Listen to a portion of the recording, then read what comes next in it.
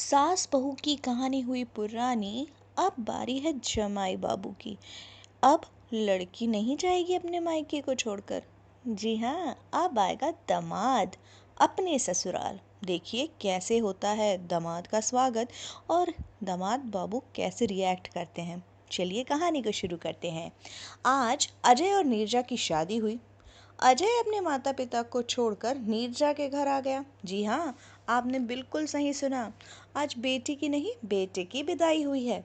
अजय जो कि एक चार्टर्ड अकाउंटेंट है और बहुत ही समझदार सुलझा हुआ इंसान है।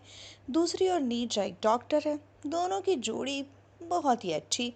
चलिए तो शुरू करते हैं सास और बहू की नहीं ससुर और दामाद की ये बड़ी सी रोचक कहानी। जैसा कि पहले आपने पढ़ा यानी कि सुना कि अजय नीरजा के घर शादी करके आया है।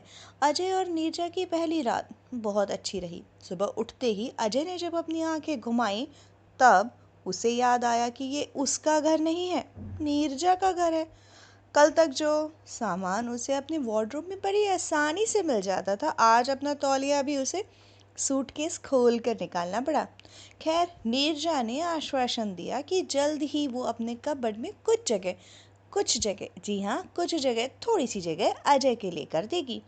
कमरे से निकलकर दामाद जी आ गए न्यूज़पेपर की तलब में लिविंग रूम। देखा तो ससुर जी हिंदी अखबार पढ़ रहे थे। अब अजय को तो इकोनॉमिक्स टाइम्स पढ़ने की आदत थी। उसने कहा, पापा इकोनॉमिक टाइम्स बंधवा लेते हैं, मैं तो वही पढ़ता हूँ। ससुर जी ने कहा, एक रात नहीं हुई कि तुमने अपनी अपनी बोलना शुरू कर दिया। अरे भाई, हिंदी अखबार में सब कुछ आता है, सिर्फ अंग्रेजी अखबार ही सब कुछ नहीं होता। चलिए तो शुभारंभ हो गया ससुर और दामाद के नोक झोंक भरे खट्टे मीठे रिश्ते का।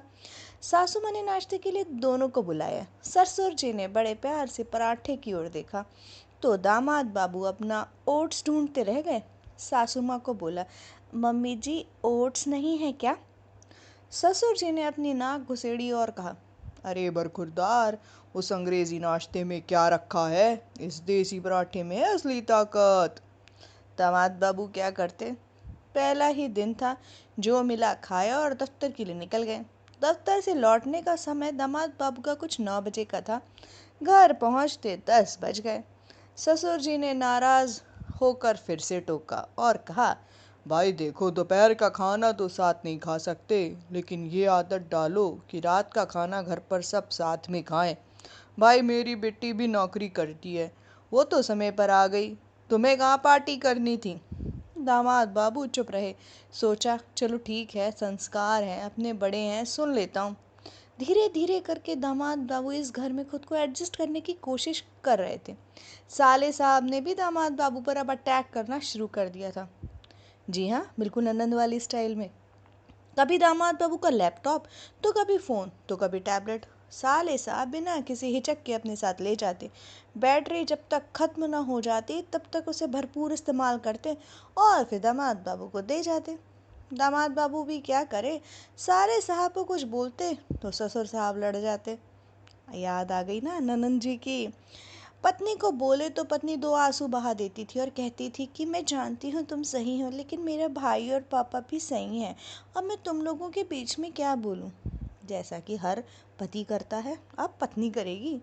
ये घर तुम्हारा है, तुम इसे अपना ही समझो, धीरे धीरे सब ठीक हो जाएगा। मैं कोशिश करूँगी कि तुम्हें कोई परेशानी ना हो, लेकिन मैं उन्हें तुम्हारे लिए कुछ कहूँगी तो कहेंगे कि अपने पति का साइड लेती हूँ। कुछ कुछ सास बहू की और बेटे की याद नहीं आ रही आप लोगों को? किस तरह सास बहू की लड़ाई में बेटा पिसता है, बस जी हाँ, बस उसी तरह आज ससुर दामाद की लड़ाई में बेटी पिस रही थी।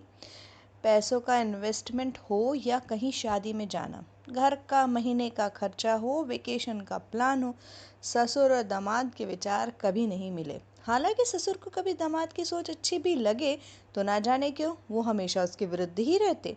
शायद उन्हें अपने तख्त ताज की चिंता होने लगी थी। उन्हें लगने लगा था कि यदि दामाद की हर बात को मान लिया गया तो कल को इस घर का कर्ता धर्ता वही माना जाएगा। बस यही चिंता उन्हें हो रही थी, जैसे कि एक सास को होती है। बहू के आते ही सब कुछ अपने हिसाब से और अच्छी तरह करने लगती है तो सास को लगता है कि भाई अब तो मेरा राजपाट खत्म, खैर, छोटी छोटी बातों को लेकर मतभेद होना आम सी बात हो गई। अब तो दामाद भी उन बातों को नज़रअंदाज कर देते थे। ससुर ने अपने दामाद की कमियों को लोगों तक पहुंचाना शुरू कर दिया था। कभी दामाद के माता पिता को शिकायत लगाते तो कभी आस पड़ोस के दोस्तों के बीच दामाद की शिकायत करते पाए जाते। बात अब बढ़ गई थी। पानी सर के ऊपर अब जाने लगा था। दामाद बाबू ने अपनी पत्नी से कई बार इनडायरेक्टली कहा, क्यों नहीं हम अलग हो जाएं? पत्नी ने एक ही जवाब दिया, तुम थोड़ा एडजस्ट करो, पापा इतने बुरे नहीं हैं, मैं अपने मम्मी पापा को इस उम्र में अकेला कैसे छोड़ दूं?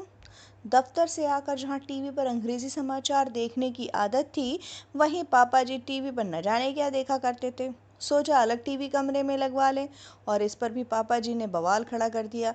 उन्होंने कहा, आज टीवी लगाए हैं, कल घर के दो हिस्से में बांट देंगे।